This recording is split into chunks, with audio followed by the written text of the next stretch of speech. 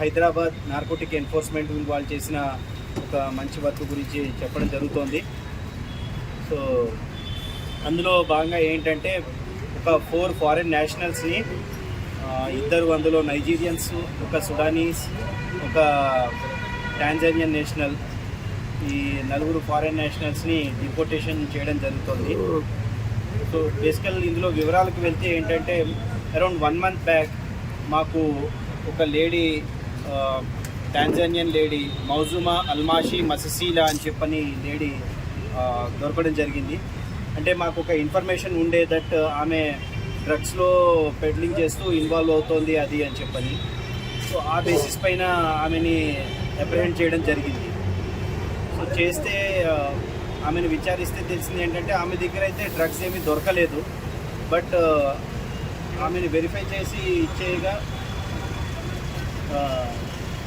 విచారించి పూర్తి డీటెయిల్స్ అది కనుక్కోగా ఏం తెలిసింది అంటే ఆమె డ్రగ్ పెడ్లింగ్లో అయితే ఉంది, బట్ ఎట్ ప్రెజెంట్ ఆమె దగ్గర దొరకలేదు అప్పట్లో.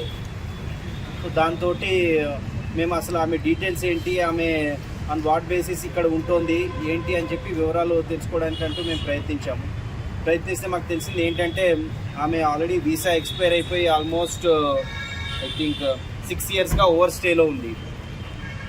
సో పాస్పోర్ట్ ఉంది కానీ వీసా ఎక్స్పైర్ అయిపోయింది. ఆమె బేసికల్గా టాంజానియన్ పర్సన్.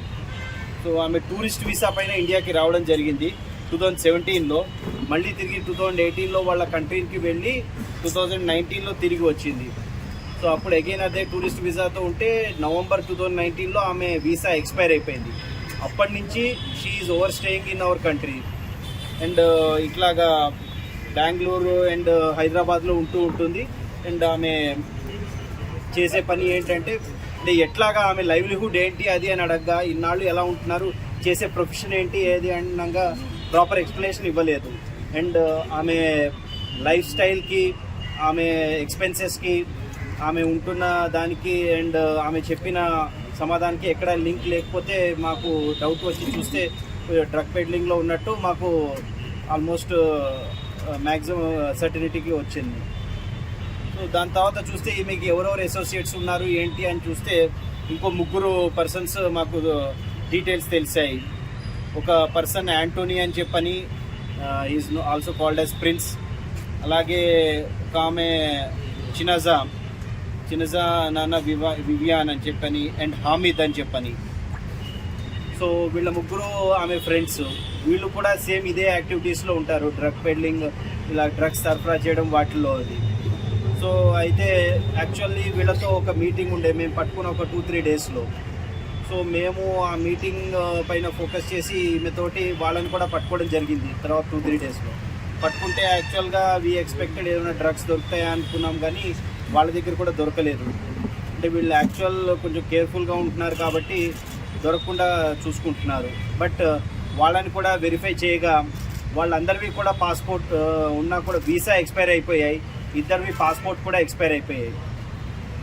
సో అందులో చూస్తే డీటెయిల్స్లోకి వెళ్తే ఈ యాంటోనీ అని మ్యాక్స్వెల్ యాంటోనీ ఇగిచూప్ ఉంది, ప్రిన్స్ అన్న అతను. So he's also from Nigeria. అతను 2024 లాస్ట్ ఇయర్ మెడికల్ వీసా పైన వచ్చాడు అండ్ ఆ వీసా ఎక్స్పైర్ అయిపోయింది. సో అప్పటి నుంచి హీఈస్ ఓవర్ స్టేయింగ్. సో తను బెంగళూరు, హైదరాబాద్లో ఉంటాడు. అలాగే చినజా నానా వివియాన్ అన్నది ఈమె యాక్చువల్గా ఈమె పాస్పోర్ట్ చూపిస్తే సియరా లోన్ పాస్పోర్ట్ చూపించింది. అయితే తర్వాత ఈమె ఫింగర్ ప్రింట్స్ అవి తీసుకుని FRROతో వెరిఫై చేయిస్తే షీఈ్ యాక్చువల్లీ నైజీరియన్ అంటూ అండ్ ఆమె వచ్చిన వీసా ఎక్స్పైర్ అయిపోయి ఓవర్ స్టేయింగ్ ఉందన్నట్టు తెలిసింది. సో 2022లో she came on tourist visa.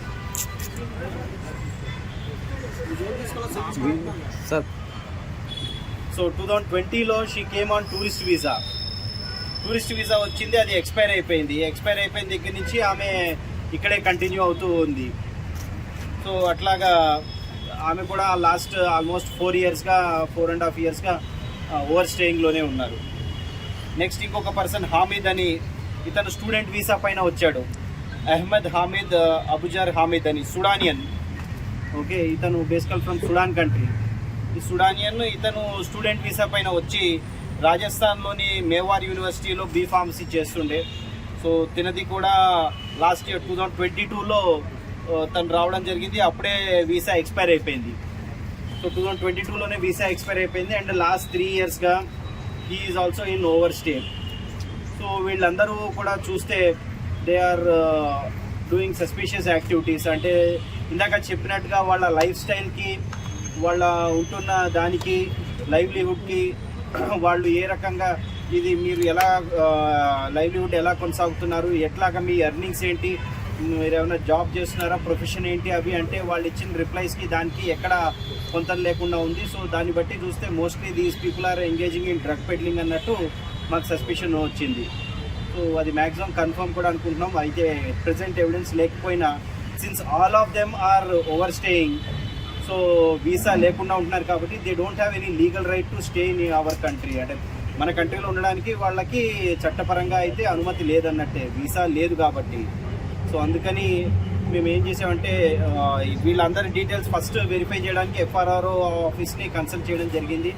FRRO ఆఫీస్కి వీళ్ళ ఫింగర్ ప్రింట్స్, థంబ్నెయిల్స్, ఇంప్రెషన్స్ అన్నీ కూడా ప్రొడ్యూస్ చేస్తే వాళ్ళకి ఇవ్వగా వాళ్ళు క్లియర్ కట్ వీళ్ళ డీటెయిల్స్, వీళ్ళ వీసా డీటెయిల్స్ అన్నీ ఇవ్వడం జరిగింది. దాన్ని బట్టి వీళ్ళ ఓవర్ స్టే అది తెలిసి డిపోర్టేషన్ ప్రాసెస్కి పెట్టడం జరిగింది. ఇది డిపోర్టేషన్ ప్రాసెస్లో ఏంటంటే ఇనీషియల్గా ఎఫ్ఆర్ఆర్ఓకి రిక్వెస్ట్ చేయడం జరిగింది. వాళ్ళు ఎవరికైతే పాస్పోర్ట్ ఉందో వాళ్ళకి వెరిఫై చేసి వీళ్ళని ఫస్ట్ వీళ్ళపైన కేసెస్ ఉన్నాయా వెరిఫై చేయమన్నారు. సో ఇక్కడ ఏమైనా కేసెస్ రిజిస్టర్ అయ్యాయని కూడా మేము మాది ICJS అని ఉంటుంది, ఇంటరాపరబుల్ క్రిమినల్ జస్టిస్ సిస్టమ్ అని, అందులో వెరిఫై చేసాం వీళ్ళపైన ఏమైనా క్రిమినల్ కేసెస్ ఉన్నాయని, వీళ్ళపైన ఎటువంటి